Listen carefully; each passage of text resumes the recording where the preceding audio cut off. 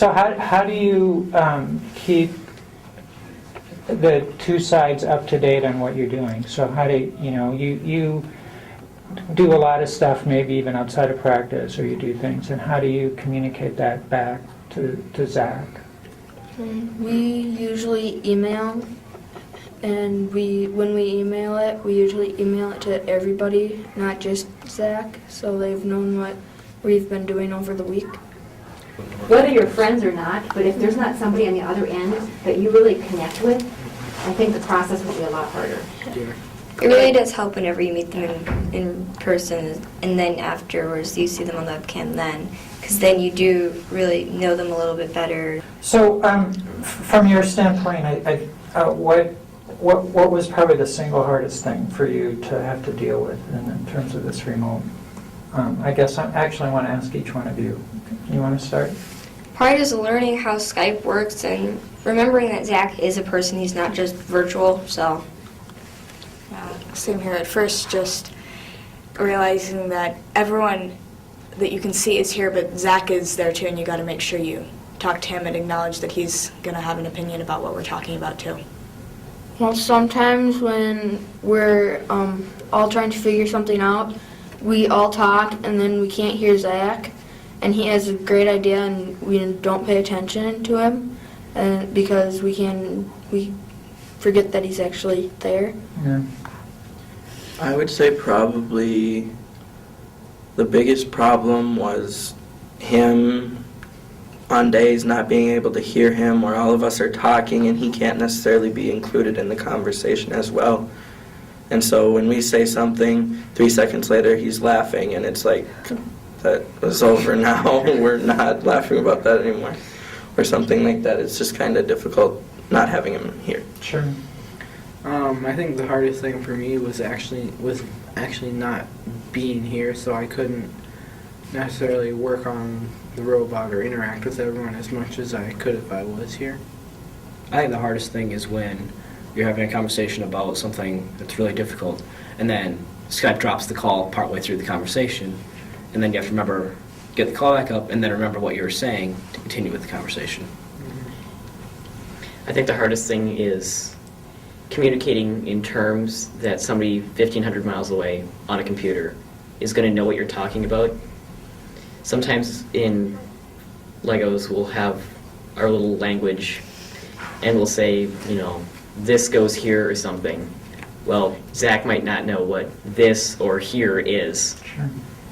So we have to be extremely explicit. Or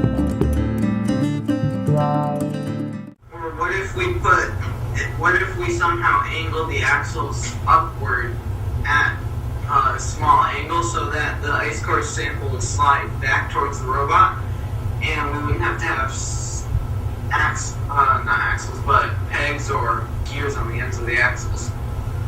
I guess that could make sense since they're tilted a little bit downward right now. Because of all the weight on the end. That would probably work. And then not having it go down as far. Yeah. So if I was starting a team, and let's say you guys were starting a team, and we're going to take add a couple more people to your team, and you don't know who they are, but they're in Chicago, and so now they're going to be on your team along with Zach and you guys now. Tell me how you do that. What would you start? How would you start that process? I think we would try to get connected with them on Skype and then ask them what are their strengths, what are they really good at, what skills do they have that they can bring to the team. So what drives their ambition in this process, or why do they want to be here working on this?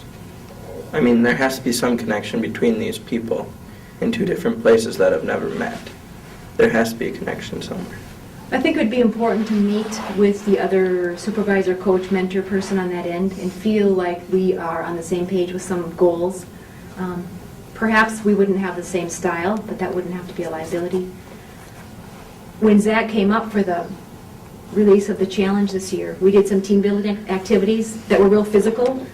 We had the blindfolds and you guys had to move that can with the rope and you had to do the teamwork talking.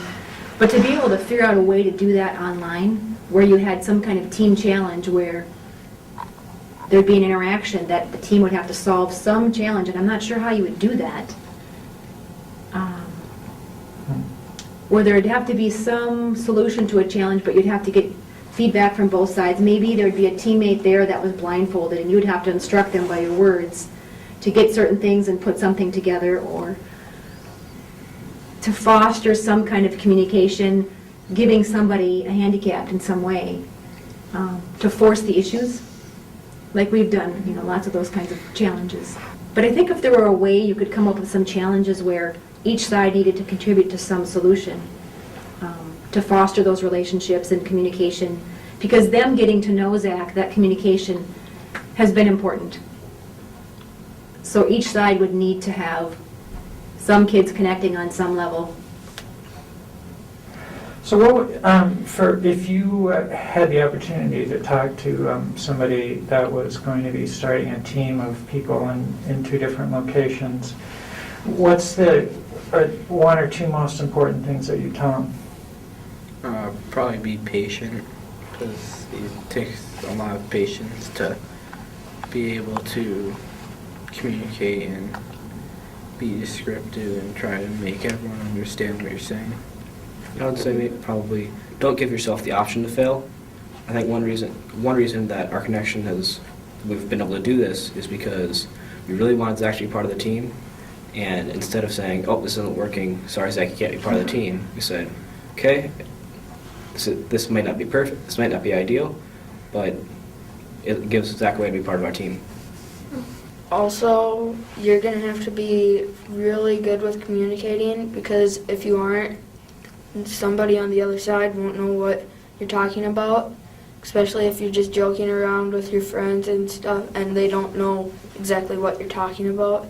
They might not know, and they might take it a different way. So from a coach's standpoint, what's been the hardest part for you from a standpoint of having some of your kids here and some not? I think some of the hardest parts, there's several. Having Zach, who was a main builder and programmer for the team, move away, and seeing his role change fairly drastically over the course of the couple of years has been hard. Because as a coach, you know where your strengths and weaknesses are, and you try to work with that, encourage the kids' strengths, but also have them working on their weaknesses.